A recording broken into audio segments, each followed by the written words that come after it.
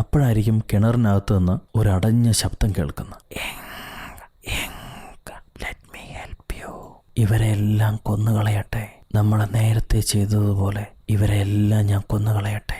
അപ്പൊ ഇങ്ക് എന്തോ കണ്ട് പേടിച്ച് അലറി കരയുന്നുണ്ട്. ഈ സമയത്ത് അന്വേഷിച്ചിറങ്ങിയ നമ്മുടെ ബോട്ട് ചെറുക്കൻ ഒരു വെള്ള രൂപം ഇരുട്ടിൽ ആ കിണറിനടുത്തേക്ക് പോകുന്നു കാണും. ഇവനും പുറകെ ചെല്ലുന്നു. അപ്പൊ കിണറിനകത്തു നിന്നും നമ്മുടെ ഇങ്ക് കരയുന്ന ശബ്ദം അവന് കേൾക്കാം. സോ പെണ്ണ് എവിടെയാണെന്ന് അവന് പിടികിട്ടി. അവൻ പെണ്ണിനെ രക്ഷപ്പെടുത്താൻ ശ്രമിക്കുകയാണ്. പിറ്റേ ദിവസം നേരം വെളുത്തു. രാത്രി അന്വേഷിച്ചിട്ടും ഇങ്ങനെ തിരിച്ചു കിട്ടിയിട്ടില്ല. അപ്പൊ മദർ പറയും, അവൾ ഓടിപ്പോയിട്ടുണ്ടെങ്കിൽ ഈ ഐലൻഡിൽ തന്നെ എവിടെയെങ്കിലും പെട്ട് മരിച്ചിട്ടുണ്ടാവും. അത് നമ്മുടെ തെറ്റല്ല. ഇവിടെ റൂൾസ് ഫോളോ ചെയ്യാത്തവർക്ക് അന്തിമ വിധി ക്രൂരമായിരിക്കും. അവൾ ഇനി ആരും നോക്കേണ്ട ആവശ്യമില്ല. അവളുടെ ഡെഡ് ബോഡി കിട്ടുകയാണെങ്കിൽ നമുക്ക് കുഴിച്ചിട്ടേക്കാം, വേറൊന്നും ആരും ചെയ്യണ്ടെന്ന് പറയും. അപ്പോഴായിരിക്കും ആ ബോട്ട് പയ്യൻ ഇങ്കിനെയും ചുമന്നുകൊണ്ട് അങ്ങോട്ട് വരുന്നു. ഉടനെ എയിമിന്റെ കൂട്ടുകാരി, നിന്നെ ഞങ്ങളെല്ലാം അന്വേഷിച്ച് നടക്കായിരുന്നു. അപ്പൊ നീയാണെങ്കിൽ ഈ ചെറുക്കനുമായിട്ട് അഴിഞ്ഞാട്ടം നടത്തുമായിരുന്നോ? നിനക്ക് നാണമില്ലേടി?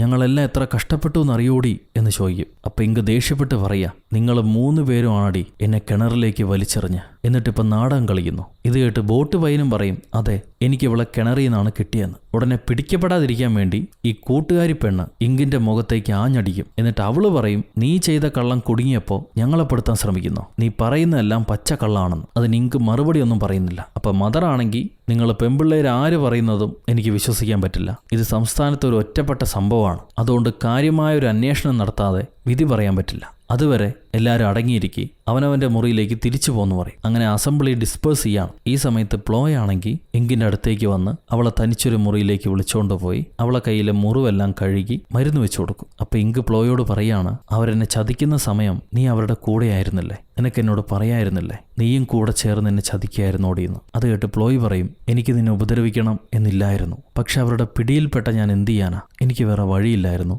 പറ്റുമെങ്കിൽ എന്നോട് ക്ഷമിക്ക് എന്ന് പറയും. അപ്പോഴാണ് നമ്മുടെ ഇങ്കിന്റെ ഒരു ഫ്ലാഷ് ബാക്ക് കാണിക്കുന്നത്. ഇങ്ക് കുഞ്ഞായിരിക്കുന്ന സമയം കാട്ടിലെന്തോ പെറുക്കി കളിച്ചുകൊണ്ടിരിക്കുക. അപ്പോൾ ഒരു അണ്ണാൻ കുഞ്ഞ് ഓടിപ്പോകുന്ന കാണും. ഈ കുഞ്ഞു പെണ്ണും ആ അണ്ണാനെ പിടിക്കാൻ വേണ്ടി അതിന് പുറകെ ചെല്ലുകയാണ്. നല്ല മിസ്റ്റുണ്ട്, ഒരു കൊച്ചുകുട്ടി. ആ കുഞ്ഞിപ്പെണ്ണിനെ കാണാൻ നല്ല രസമുണ്ട്. ഇപ്പൊ കാടിനകത്തേക്ക് ചെന്ന കുഞ്ഞിപ്പെണ്ണ് ഒരു വലിയ മരത്തിനടിയിൽ കുറെ പാവകളെ കാണും. തലയില്ല പാവകളെ. ഇതാ പ്രേത മരമാണ്, റിച്വൽ നടത്തുന്ന മരം. അവിടെ ഒരു കുഞ്ഞ് പാവ കിടക്കുന്നുണ്ട്. ഈ കാന്താരി എന്താ ചെയ്യാന്ന് വെച്ചാൽ, ഈ ഗ്രാമത്തിലെ എല്ലാ കുട്ടികളുടെ കയ്യിലും ആ തലയുള്ളൊരു ഡപ്പി ഉണ്ടാവും, പ്രേതത്തിന്റെ സംരക്ഷണമായിട്ട്. നമ്മൾ നേരത്തെ പറഞ്ഞില്ലേ, അതുപോലെ ആ തലയുള്ള ഡപ്പിയുണ്ട്. ഇപ്പൊ നമ്മുടെ കുഞ്ഞിപ്പെണ്ണ് ആ ഡപ്പിക്കകത്ത് തലയെടുത്ത് ഈ കിട്ടിയ ചെറിയ പാവയുടെ ഉടലുമായിട്ട് കോർക്കും. ഉടനെ എന്തോ ഒരു അദൃശ്യ ശക്തി അവിടെ പുനർജനിക്കുന്നുണ്ട്. അതെന്താണെന്നൊന്നും മനസ്സിലായില്ല. കുറച്ച് കഴിയുമ്പോൾ കാട്ടീന്ന് ആരോ കൊച്ചിനെ, കുഞ്ഞിപ്പെണ്ണെ ഇങ്ങോട്ട് വായോ എന്ന് പറഞ്ഞ് വിളിക്കുക. അതാരാണെന്നറിയാൻ വേണ്ടി ഈ കുഞ്ഞിപ്പെണ്ണ് അകത്തേക്ക് പോയി നോക്കുകയാണ്. ഉടനെ നാടോടികളായ 2 പിള്ളേരെ പിടുത്തക്കാർ, കുട്ടികളെ പിടിക്കുന്ന ആൾക്കാർ, ഒരു സ്ത്രീയും പുരുഷനും. അവര് നമ്മുടെ കുഞ്ഞിപ്പെണ്ണിനെയും പൊക്കി കൊച്ചിന്റെ അച്ഛനും അമ്മയും കാണാതെ ഇവിടുന്ന് ഓടിക്കളയാന്നും പറഞ്ഞ് കുഞ്ഞിനെ കടത്തി കൊണ്ടുപോകാൻ നോക്കുക. ഇവര് കാട്ടിക്കൂടെ ഓടുന്ന സമയത്ത് പെട്ടെന്ന് ആദ്യം ആ സ്ത്രീയെ എന്തോ പിടിച്ചുകൊണ്ടുപോയി പെട്ടെന്ന് അങ്ങ് റാഞ്ചിയെടുത്തു. ഒരു 2 സെക്കൻഡ് കഴിയുമ്പോൾ ഈ സ്ത്രീയെ മാന്തിപ്പറിച്ച് വെട്ടിക്കീറി കൊന്നിട്ട അവസ്ഥയിൽ അതിന്റെ ബോഡി നിലത്തേക്ക് വന്ന് വീഴാണ്. അത് കണ്ട് ആ പുരുഷൻ ഞെട്ടിത്തരിച്ച് നിൽക്കുമ്പോൾ മരത്തിന്റെ മണ്ടയിൽ നിന്ന് മറ്റെന്തോ ഇറങ്ങി വന്ന് ഈ പുരുഷനെയും വലിച്ചു മാന്തി കീറി കൊന്നുകളഞ്ഞു. ഈ കൊച്ചിനെ കാണാണ്ടായി അന്വേഷിച്ചിറങ്ങിയ അപ്പനും അമ്മയും രാത്രി മൊത്തം കാട്ടിലൊക്കെ അരിച്ചു പെറുക്കി അവസാനം കൊച്ചിനെ കണ്ടുകിട്ടുമ്പോൾ 2 ഡെഡ് ബോഡികൾക്ക് നടുവിലായി ഒരു കൂസലുമില്ലാതെ ഈ കുഞ്ഞിരിക്കുന്നതാണ് കാണുന്നത്. ഒരു ശബ്ദവും പുറകിൽ നിന്ന് കേൾക്കാം, എന്റെ കുഞ്ഞിനെ ആരെങ്കിലും ഉപദ്രവിച്ചാൽ അവരെ ഞാൻ കൊന്നുകളയുമെന്ന്. ഇപ്പൊ പ്രസന്റിൽ നമ്മുടെ ഇങ്കിന്റെ തോളിലേക്ക് ഒരു കരിഞ്ഞ കൈ വന്ന് തടവുന്നത് കാണാം. അത് അവളുടെ ആ പ്രേത മമ്മിയാണ്. കട്ട് ചെയ്താൽ അന്ന് രാത്രി കോറിഡോറിലെ വിളക്കുകൾ താനാലണയുന്നു. വൈകിട്ട് ഇങ്കിനെ തല്ലിയില്ലേ ആ പെൺകുട്ടി, അവളുടെ കഴുത്തിൽ എന്തോ ഒന്ന് പിടിച്ചമർത്തുന്ന ശബ്ദം കേൾക്കാം. പക്ഷെ രൂപത്തെ കാണുന്നില്ല. പെണ്ണ് കടന്ന് പെടയാണ്. പെടഞ്ഞ് അവള് വായുവിലേക്ക് ഉയരുന്നതാണ് കാണുന്നത്. തൊട്ടടുത്തായി നമ്മുടെ ഇങ്ക് വന്ന് അവള് പെടയുന്നത് കണ്ടുകൊണ്ടിരിക്കുക, ഒരു കൂസലുമില്ലാതെ. അവിടുന്ന് സീൻ കട്ട് ചെയ്താൽ പിറ്റേന്ന് രാവിലെ തന്നെ എയിമിനെ മറ്റ് പെൺകുട്ടികള് പേടിച്ചരണ്ട് വിളിച്ചോണ്ട് പോവാ. നീ അത് കണ്ടോ? എല്ലാവരും കണ്ട് പേടിച്ചിരിക്കുകയാണെന്നും പറഞ്ഞു. എയിം പോയി നോക്കുമ്പോ ആ പൊട്ടക്കിണറ്റിനരികിലായി അവളുടെ കൂട്ടുകാരി തലയും കാലും എല്ലാം ഒടിഞ്ഞു തൂങ്ങിയ അവസ്ഥയിൽ മൃഗീയമായി കൊല്ലപ്പെട്ട അവളുടെ ഡെഡ് ബോഡി കിടക്കുന്ന കാണാം. ഇത് കണ്ടേയും പൊട്ടിക്കരയുന്നുണ്ടാവും. അപ്പോഴായിരിക്കും മദർ വരുന്നത്. മദർ ഈ ബോഡി കണ്ടിട്ട് വലിയ ആശ്ചര്യപ്പെടലൊന്നും കാണിക്കില്ല. അവരുടനെ പറയും, ആ ചെറുക്കം വന്നാൽ ഒരു കുഴി വെട്ടി ഈ ബോഡി അതിനകത്തിട്ട് മൂടാൻ പറയും. ഈ മരണത്തെപ്പറ്റി ഇനി ആരും ഇവിടെ സംസാരിച്ചു പോകരുത്. ഇതും പറഞ്ഞ് മദർ പിള്ളേരെയെല്ലാം അവിടുന്ന് പിരിഞ്ഞു പോകാൻ പറയുക. അപ്പോഴായിരിക്കും ഇങ്ക് അങ്ങോട്ട് വരുന്നത്. ഇങ്കിനെ കണ്ട് ബാക്കിയുള്ള പെമ്പിള്ളേരെല്ലാം പേടിച്ചരണ്ട് മാറി നിൽക്കുക. എന്നാൽ എയിം ഓടി വന്ന് ഇങ്കിന്റെ കോളറിൽ പിടിച്ചിട്ട്, സത്യം പറയടി, നീയല്ല ഇത് ചെയ്ത്, എനിക്കറിയാം. നീ എന്തിനു വേണ്ടിയിട്ടാ എൻ്റെ കൂട്ടുകാരിയെ കൊന്നത്. ഇതിന് നീ പരിഹാരം പറഞ്ഞിട്ടേ നിന്നെ ഞാൻ വിടുള്ളൂ. ഇത് കേൾക്കുമ്പോൾ ഇങ്ക് പറയും, ഞാനാണിത് ചെയ്തതെന്ന് നീ വിചാരിക്കുന്നുണ്ടെങ്കിൽ നിനക്ക് എന്നെയും തല്ലാം, എന്നെയും ഉപദ്രവിക്കാം. ധൈര്യമുണ്ടെങ്കിൽ തല്ലി നോക്കെന്ന് പറയും. എന്നാൽ നമ്മുടെ എയിമിന് അവളെ തല്ലാനുള്ള ധൈര്യം ഉണ്ടാവില്ല. തല്ലിക്കഴിഞ്ഞാൽ നാളെ ഇവളുടെ ബോഡി അവിടെ കിടന്നാലോ, അതുകൊണ്ട് അവൾ മിണ്ടാതെ പോവാ. എന്തായാലും ചെറുക്കം വന്ന് ഈ മരിച്ച പെൺകുട്ടിയുടെ ബോഡി ഇപ്പോൾ കുഴിച്ചു മൂടിയിട്ടുണ്ട്. അന്ന് രാത്രി ബാക്കിയുള്ള പെമ്പിള്ളേരെല്ലാം തുണി കഴുകിയിടുന്ന സ്ഥലത്ത് തന്നെ കിടന്നുറങ്ങുകയാണ് ചെയ്യുക. ആരും ഡോർമെട്രിയിലേക്ക് പോവില്ല. ഇങ്കിനെ പേടിച്ച് ഇങ്ക് ഒറ്റയ്ക്കായിരിക്കും അന്ന് ഡോർമെട്രി കഴിയുക. ഇവള് കാരനാണ് ഇവിടെ കുഴപ്പമൊക്കെ ഉണ്ടാവണേന്ന് മദറിന് മനസ്സിലായി. അതുകൊണ്ട് മദർ നമ്മുടെ ബോട്ട് പയ്യനെ വിളിച്ചിട്ട്, ഈ കൊടുങ്കാറ്റും മഴയൊക്കെ കഴിയുമ്പോൾ തന്നെ ഇവൾ ഐലൻഡിൽ നിന്ന് വിളിച്ചിട്ട് പോയിക്കോ, ഇനി ഇവളിവിടെ നിൽക്കാൻ പാടില്ല, അതെനിക്കും ബുദ്ധിമുട്ടാണെന്ന് പറയും. അത് കഴിഞ്ഞ് ചെറുക്കനെ പറഞ്ഞു വിട്ടിട്ട് മദർ ഇങ്കിനോട് ചോദിക്കുക, നിന്റെ പഴയ ഓർഫനേജിൽ എന്താണ് പറ്റിയത്, എന്തുകൊണ്ടാണ് നീ ഇങ്ങോട്ട് വന്നതെന്ന്. ഇതേ സമയത്ത് ആ പഴയ ഓർഫനേജിൽ എന്താണ് പറ്റിയെന്നറിയാൻ വേണ്ടി നമ്മുടെ വെടക്ക് പിള്ളേർ ആ സമയത്ത് പുറത്തു വന്ന ഏതെങ്കിലും പത്രങ്ങളുണ്ടോ എന്ന് നോക്കുകയാണ്. ലൈബ്രറി ചെന്ന് അന്വേഷിക്കുകയാണ്. അപ്പോൾ ഇവിടെ ഇങ്ക് അവളുടെ കഥ പറയുമായിരിക്കും. അച്ഛനും അമ്മയും മരിച്ചു കഴിഞ്ഞപ്പോൾ ഇവളെ പഞ്ചായത്തുകാർ കൊണ്ടുപോയി ആ ഓർഫനേജിലാക്കി. കുറേ കാലം സന്തോഷത്തോടെയാണ് കൂട്ടുകാർക്കൊപ്പം ഞാൻ ആ ഓർഫനേജിൽ കഴിഞ്ഞത്. പക്ഷെ പെട്ടെന്നൊരു ദിവസം ഞാൻ എഴുന്നേറ്റ് നോക്കിയപ്പോഴേക്കും അവിടെയുള്ള എല്ലാവരും മരിച്ചു കിടക്കുകയായിരുന്നു. അതാണ് ഞാൻ കണ്ടത്. ഞാൻ ഒരാൾക്ക് മാത്രമേ ജീവനുണ്ടായിരുന്നുള്ളൂ. ഇതേ വിഷയം നമ്മുടെ വെടക്ക് പെമ്പിള്ളേര് പഴയ പേപ്പർ ന്യൂസിൽ കാണുന്നുണ്ട്. അതിനകത്ത് ആ ഓർഫനേജിലെ എല്ലാ കുട്ടികളും മരണപ്പെട്ടിരിക്കുന്നു. പോലീസുകാർക്ക് കണ്ടുകിട്ടുന്നത് നമ്മുടെ ഹീറോയിനെ മാത്രമാണ്, ഇങ്കിനെ മാത്രമാണ്. അവളുടെ അരയിലായി ഒരു പ്രേത രൂപത്തിന്റെ കൈ പിടിച്ചിരിക്കുന്നത് കാണാം. സോ ഈ പെണ്ണിന്റെ കൂടെ പ്രേതം ഉണ്ടെന്നുള്ള കാര്യം ഇപ്പൊ നമ്മുടെ ദുഷ്ടപ്പെണ്ണുങ്ങൾക്ക് മനസ്സിലായി. ഈ സമയത്ത് ഇങ്ക് ഇവിടെ മദറിനോട് പറയാണ്, എനിക്കിവിടെയെങ്കിലും സമാധാനമായിട്ടുള്ള ജീവിതം കിട്ടുമെന്ന് ഞാൻ വിചാരിച്ചു. പക്ഷെ പിന്നീടാണ് മനസ്സിലായത് ആ സ്ഥാപനവും ഇവിടവും തമ്മിൽ യാതൊരു വ്യത്യാസവുമില്ല.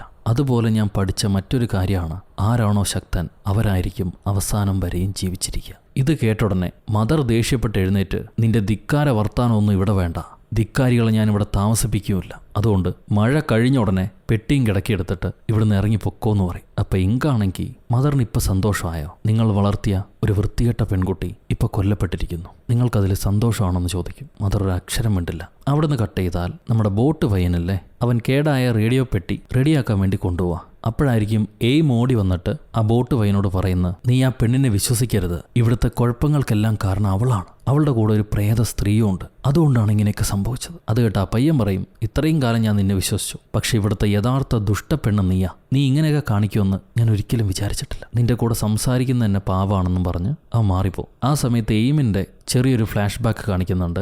എയിം രണ്ടാനച്ഛനെ കൊല്ലാൻ ശ്രമിച്ചതിനാണ് ഈ ജുവനൈൽ ജയിലിലേക്ക് കൊണ്ടുവന്നിരുന്നത്. ഇവിടെ വന്നിട്ടും ഇവള് കുഴപ്പങ്ങളൊക്കെ ഉണ്ടാക്കുമായിരുന്നു. അപ്പോഴാണ് മദർ അവളെ പിടിച്ചിട്ട്, ഞാൻ ഒറ്റയ്ക്ക് ഇത്രയും കുട്ടികളെ കൺട്രോൾ ചെയ്യാൻ പറ്റത്തില്ല, നീയും കൂടെ സഹായിക്കുകയാണെങ്കിൽ ഈ കുട്ടികളെ ഇവിടെ അച്ചടക്കത്തോടെ വളർത്താൻ പറ്റും. അങ്ങനെ നീ ചെയ്താൽ നിന്റെ ശിക്ഷാകാലം ഇളവ് വരുത്തി പെട്ടെന്ന് തന്നെ ഞാൻ നിന്നെ തിരിച്ചയക്കാമെന്ന് മദർ പറഞ്ഞിരുന്നു. അങ്ങനെ അന്ന് മുതലാണ് എയിം അവിടുത്തെ കുട്ടികളെ ഭരിച്ച് എല്ലാവരെയും അടക്കി വാഴാൻ തുടങ്ങിയത്. ഇപ്പം ആ ഫ്ലാഷ് ബാക്ക് കഴിഞ്ഞ് എയിം തിരിച്ച് കോൺവെന്റിലേക്ക് വന്നിട്ട് ബാക്കിയുള്ള കുട്ടികളെ നോക്കുമ്പോൾ ആരെയും അവിടെ കാണുന്നില്ല. എല്ലാവരും പേടിച്ച് എങ്ങോട്ടൊക്കെ ഓടിപ്പോയിരിക്കുന്നു. അപ്പോഴാണ് ഇവളുടെ മുന്നിൽ ഒരു രൂപം പെട്ടെന്ന് പ്രത്യക്ഷപ്പെട്ടിട്ട് അതിന്റെ തല തുണ്ടായി ആ തല മാത്രം അവളുടെ മുന്നിലേക്ക് ഉരുണ്ടുവരുന്നു. ഇത് കണ്ട് അവൾ പേടിച്ചരണ്ട് അടുത്ത മുറി ചെന്ന് നോക്കുമ്പോണ്ട് അവളുടെ കൂട്ടുകാരികളെല്ലാം മൃഗീയമായ രീതിയിൽ കൊല്ലപ്പെട്ട് കിടക്കുകയാണ്, ചിന്നിച്ചിതറി കിടക്കുകയാണ്. പേടിച്ചരണ്ട പെണ്ണ് കണ്ണടച്ചോടുമ്പോൾ അവളുടെ എതിർഭാഗത്തായി ആ ബോട്ടുകാരൻ പയ്യൻ വരും. പെട്ടെന്നാണെങ്കിൽ അവന്റെ വയറും പൊളിഞ്ഞ് ഒരു കൈ മുന്നിലേക്ക് വരുന്ന കാണാം. ഇവള് കാറിക്കൂവി കണ്ണ് തുറക്കുമ്പോൾ കണ്ടതെല്ലാം സ്വപ്നമായിരുന്നു.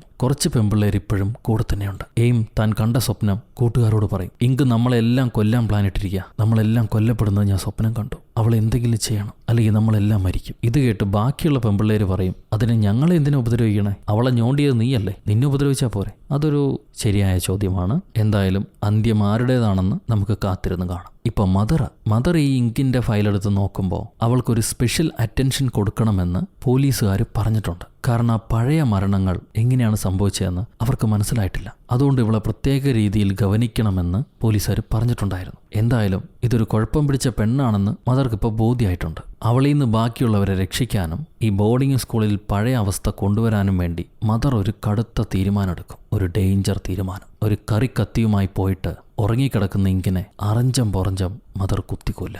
എന്നിട്ട് കൂളായി തിരിച്ചു വരുന്നുണ്ട്. എന്നാൽ തൻ്റെ മുറിക്കകത്തേക്ക് കയറുമ്പോൾ അവിടെ ഇങ്ക് നിപ്പുണ്ടാവും. നിങ്ങൾ എന്നെ സംരക്ഷിക്കേണ്ട ആളല്ലേ, അയാൾ തന്നെ എന്നെ കൊല്ലാൻ ശ്രമിക്കാൻ പാടുണ്ടോ? അതൊരു പാപമല്ലേ എന്നും പറഞ്ഞിട്ട് ഇവള് മദറിന്റെ അടുത്തേക്ക് വരുന്നു. മദർ ഇതന്നെയാണ് കിട്ടിയ തക്കെന്ന് വിചാരിച്ച് കത്തി കൊണ്ട് അവളെ വീണ്ടും കുത്താൻ ശ്രമിക്കുക. പക്ഷെ ഇപ്രാവശ്യം നടക്കുന്നില്ല. ഇങ്ക് ആ കത്തി കൈകൊണ്ട് പിടിച്ച് തടയും. പെട്ടെന്നാണ് ഇങ്കിന് പിറകിലായി മുഖം മൂടിയിട്ടൊരു രൂപം വരുന്നത്. അതിനെ കണ്ട് മദർ പേടിച്ച് നിൽക്കുമ്പം ഈ കയ്യിലെ കത്തി താനാൽ പിറകിലേക്ക് തിരിഞ്ഞ് മദറിന്റെ മണ്ടയിലേക്ക് കുത്തിയിറങ്ങുക. വീണ്ടും വലിച്ചൂരി വീണ്ടും കുത്തിയിറങ്ങും. അവിടുന്ന് ബ്ലാക്ക് ഔട്ട് ചെയ്താൽ കുറച്ച് സമയം കഴിഞ്ഞ് ഈ വെടക്ക് പിള്ളേരെല്ലാം ഓടി വന്ന് നോക്കുമ്പം മദർ മരിച്ചു കിടക്കുന്നു. എങ്ങനെയാ സംഭവിച്ചതെന്നറിയില്ല. അപ്പോഴായിരിക്കും ടേബിളിൽ കിടക്കുന്ന ഒരു ഓർഡർ ഇവർ കാണുന്നു. Government order. സംഭവം ഗവൺമെന്റ് റൂളിംഗ് പാർട്ടിയൊക്കെ മാറിയതുകൊണ്ട് തന്നെ ഈ ജുവനൈൽ ജയിൽ മനുഷ്യത്വത്തിനെതിരാണെന്ന് പറഞ്ഞിട്ട് അത് ക്ലോസ് ചെയ്യാനുള്ള ഓർഡർ ഓൾറെഡി വന്നിട്ടുണ്ട്. കുറെ കാലമായിട്ട് ശിക്ഷ അനുഭവിക്കുന്ന കുട്ടികളെല്ലാം തന്നെ റിലീസ് ചെയ്യാൻ പറഞ്ഞിരിക്കുന്നു. അതിൽ എയിമിന്റെ പേരുണ്ടാവും, പിന്നെ മരിച്ചുപോയ പെൺകുട്ടിയുടെ പേരുണ്ടാവും. സോ ഇവരെ എല്ലാം റിലീസ് ചെയ്യേണ്ട സമയം കഴിഞ്ഞിരിക്കുന്നു. എന്നിട്ടും ഈ മദർ ഇവരെ പിടിച്ചു വെച്ചിരിക്കുകയായിരുന്നു. എന്തിനാണെന്ന് വെച്ചാൽ ഇങ്ങനെ പെൺകുട്ടികളെ പിടിച്ചു വെച്ച് ഉപദ്രവിച്ച് അവരെ ഭരിക്കുന്നതിൽ നമ്മുടെ മദർ ആനന്ദം കണ്ടിരുന്നു. അതുകൊണ്ടാണ് ഈ സ്ഥലം വിട്ടു പോകാതെ കുട്ടികളെയും പിടിച്ചു വെച്ച് അവരിവിടെ തന്നെ ഇരുന്നു. എന്തായാലും അതിനൊരു തീരുമാനമായിട്ടുണ്ട്. ഇപ്പൊ എയിമും പിള്ളേരും നമ്മുടെ ഇങ്കിനെ തപ്പി വരുന്നു. അവൾ അവളുടെ മുറിയിലില്ല. ആ സമയത്ത് ഇങ്ക് ബോട്ട് പയ്യനെ കാണാൻ ചെന്നിരിക്കുക. അവളുടെ കൈ മുറിഞ്ഞിട്ടുണ്ടല്ലോ, അതിൽ മരുന്ന് വെക്കാൻ വേണ്ടിയിട്ടാണ് അവൾ ഈ പയ്യനെ കാണാൻ വന്നിട്ടുള്ളത്. ഈ നേരം ഇങ്കിന്റെ ആ മൺപാവ അത് ഈ പെൺകുട്ടികൾ എടുത്തിട്ട് നശിപ്പിക്കാൻ ശ്രമിക്കും. നമ്മുടെ പ്ലോയ് പറഞ്ഞു കൊടുത്തിട്ടുണ്ടായിരുന്നു, ഈ പാവം നശിപ്പിക്കുകയാണെങ്കിൽ ആ പ്രേതം ഇല്ലാതാക്കും, അവർക്ക് രക്ഷപ്പെടാം. സോ അതാണ് അവരുടെ പ്ലാൻ. ഇവിടെ ആ ബോട്ട് പയ്യൻ ഇങ്കിന് കൈ തുടയ്ക്കാൻ തുണി കൊടുത്തിട്ട് അവൾക്ക് വേണ്ട മരുന്ന് തപ്പിക്കൊണ്ടിരിക്കുക. അപ്പൊ നമ്മുടെ പെമ്പിള്ളേരി പാവ തല്ലി പൊട്ടിക്കാൻ നോക്കുന്നുണ്ട്. കല്ല് പൊട്ടിപ്പോകുന്നല്ലാതെ പാവയ്ക്കൊന്നും സംഭവിക്കില്ല.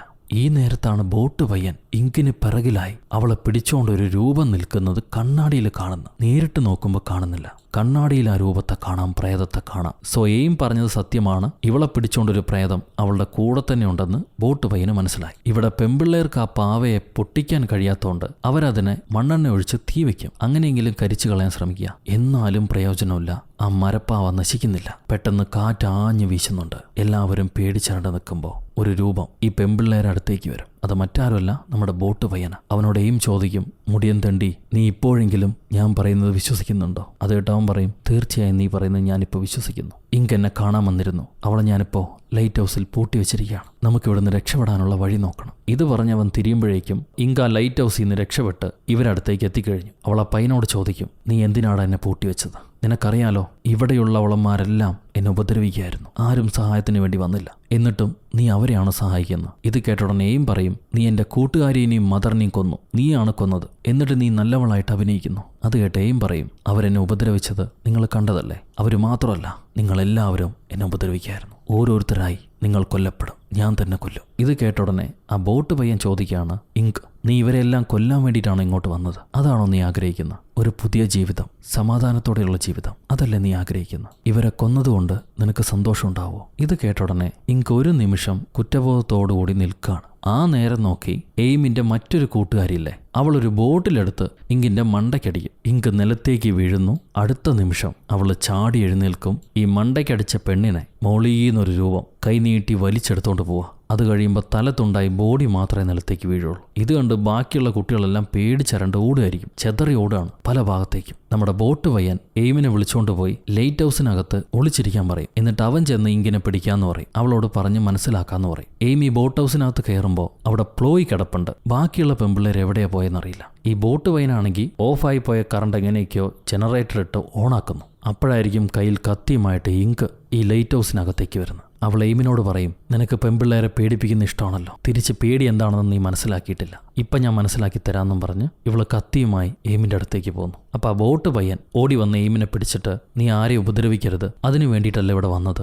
അങ്ങനെ ഉപദ്രവിക്കുകയാണെങ്കിൽ എന്നെയും കൂടെ കൊന്നോന്ന് പറയും. ഇത് കേട്ട ഇങ്ക്, അതിലും എനിക്ക് സന്തോഷമേ ഉള്ളൂ എന്നും പറഞ്ഞ് അവൻ്റെ വയറ്റിലേക്ക് ആഞ്ഞു കുത്തുക. മരിക്കുകയാണെങ്കിൽ എല്ലാവരും ഒരുമിച്ച് മരിക്കാമെന്നും പറഞ്ഞു. കുത്തുകൊണ്ട ചെറുക്കൻ താഴെ വീണു. അത് കഴിഞ്ഞ് ഇവൾ എയിമിനെ പിടിക്കും. അപ്പം എയിം പറയാണ്, പഴയ ഹോമിലെ എല്ലാവരെയും നീ കൊന്നു, എന്നിട്ടിപ്പോൾ ഈ ഹോമിലെ എല്ലാവരെയും നീ കൊല്ലാൻ ശ്രമിക്കുന്നു. ഇതാണോ നിനക്ക് സന്തോഷം തരുന്നത്? ഇതിനു വേണ്ടിയിട്ടാണോ നീ ഇങ്ങോട്ട് വന്നത്? എന്നിട്ട് എന്തിനാണ് ഈ നല്ല പെണ്ണിന്റെ വേഷം ധരിക്കുന്നത്? ഇത് കേട്ട് ഇങ്ക് പറയും, അവിടെ സംഭവിച്ചത് ഞാൻ ആഗ്രഹിച്ചല്ല, പക്ഷെ ഇവിടെ നിങ്ങൾക്ക് സംഭവിക്കുന്നത് ഞാൻ ആഗ്രഹിക്കുന്നത് തന്നെയാണെന്നും പറഞ്ഞ് ഇങ്ക് അവളുടെ പുറത്തേക്ക് ചാടി വീണ് അവളെ കുത്താൻ ശ്രമിക്കുക. രണ്ടെണ്ണം കൂടെ മരവും പൊട്ടിച്ച് വെള്ളത്തിലേക്ക് മറിഞ്ഞു വീഴും, കടലിലേക്ക്. എയിം കണ്ണ് തുറക്കുമ്പോൾ ഇവരെ രണ്ടുപേരെയും കടൽ തിരമാല അടിച്ച് അവരെ കരയിലേക്ക് കൊണ്ടുപോയി ഇട്ടിട്ടുണ്ട്. നേരം വെളുത്തിരിക്കുന്നു. പെട്ടെന്നാണ് ഇങ്ക് അവളുടെ മണ്ടയിൽ കയറിയിരുന്ന് അവളെ കൊല്ലാൻ ശ്രമിക്കുന്നത്. പക്ഷെ എയിമിന് കരുത്ത് കൂടുതലുള്ളതുകൊണ്ട് എയിം ഇങ്കിനെ തട്ടിവിട്ട് അവളുടെ പുറത്ത് കയറിയിരുന്ന് കൈ കിട്ടിയ കുപ്പി കൊണ്ട് അവളെ കുത്താൻ നോക്കുക ഇങ്കിനെ. അപ്പൊ ഇങ്ക് പറയും, എന്നെ കൊന്നോളൂ, നിനക്ക് കൊല്ലുന്ന ഇഷ്ടമാണല്ലോ, എനിക്കിനി എങ്ങോട്ടും പോകാനില്ല, നിന്റെ കൂടെ മരിക്കാൻ ഞാൻ തയ്യാറാ,